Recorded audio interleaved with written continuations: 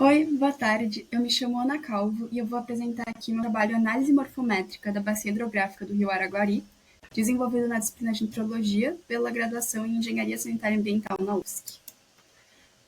Esse trabalho teve como objetivo que cada aluno delimitasse e caracterizasse a sua bacia hidrográfica a partir de um ponto exutório dado pelo professor.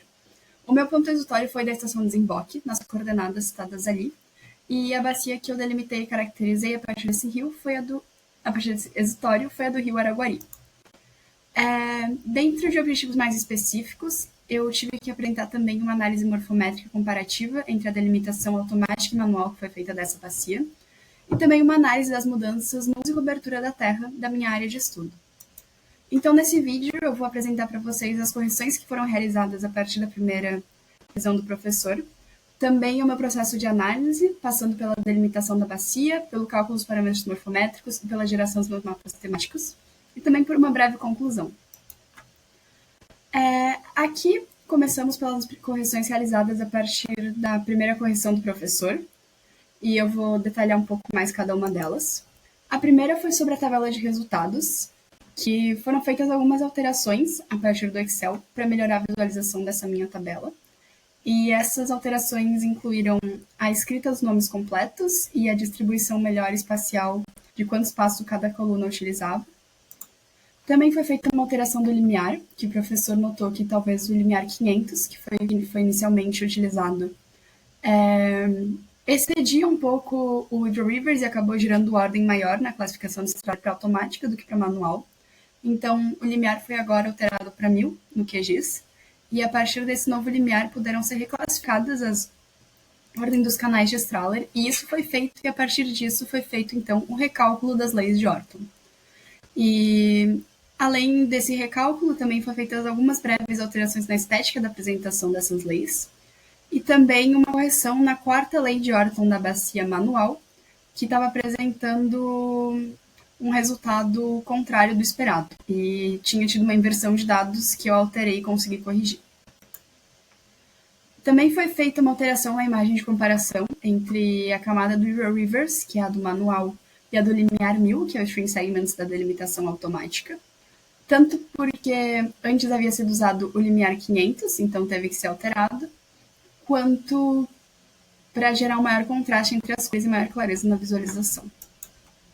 Sobre o uso e cobertura do solo, o professor também sugeriu que fosse incluída no trabalho os códigos e as transformações que foram feitas desses números, porque no meu diagrama de Sankey eu apresentei os grupos de uso e cobertura em 4 classes principais, então eu apresento agora também a conversão deles no trabalho. Agora, partindo um pouco para o processo de análise, primeiro a gente vai passar pela delimitação da bacia hidrográfica, que foi feita no QGIS tanto de forma automática quanto manual. Ambos foram feitos a partir do MDT recomendado pelo professor, exportado pelo projeto da NASA do SRTM em resolução de 30 metros, e a delimitação automática, então, utilizou de 2 principais ferramentas do plugin Grass, sendo elas o r.water.outlet e o r.watershed.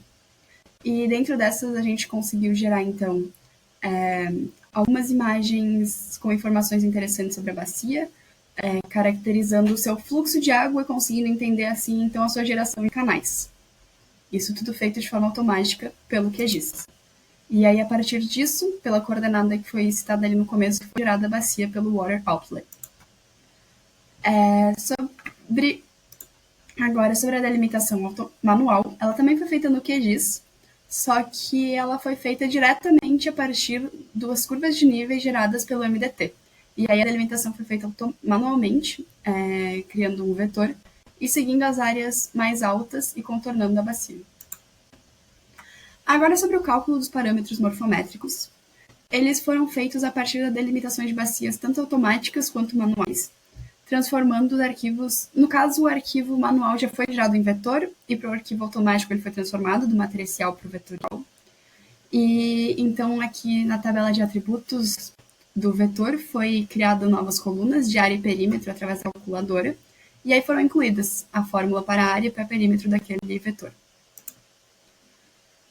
A partir daquelas primeiras informações, puderam ser combinadas fórmulas que são melhor apresentadas no trabalho, e a partir dessas fórmulas foram combinados diversos parâmetros e foram gerados novos parâmetros, como a largura média da bacia, que combinou o comprimento do rio principal com a área.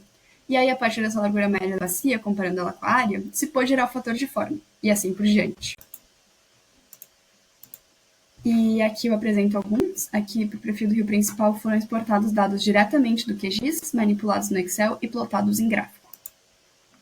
Para a geração de mapas temáticos, foi um processo um pouquinho mais demorado, passando primeiro pela escolha da simbologia, no qual eu apliquei diversas simbologias recomendadas de relevo para a minha bacia, para ver qual melhorava a visualização dos dados dentro da minha área de estudo. E a partir da simbologia escolhida, poderão ser gerados os diferentes gráficos os diferentes mapas temáticos, que foram gerados utilizando tanto o QGIS quanto algumas ferramentas de edição de imagem, como o Photoshop, para inserção da legenda na fonte e modelo que eu desejava, que eu acredito que foi mais fácil do que fazendo pelo QGIS. E aqui alguns exemplos ali de localização. Aqui o mapa da ordem de Strahler, que o professor também pediu para fazer uma breve correção, que a legenda estava aqui estampando parte do meu mapa. E então, partindo para a minha conclusão, o que eu pude concluir com o meu trabalho, desde a primeira etapa até agora, depois das correções, isso foi reafirmado, é que a delimitação automática apresentou resultados mais detalhados e mais precisos. E, como eu disse, isso teve concordância com o que eu vi nas minhas correções, tanto a alteração do meu limiar, que gerou resultados mais verossímeis, isto é, mais próximos da realidade, para a minha delimitação automática.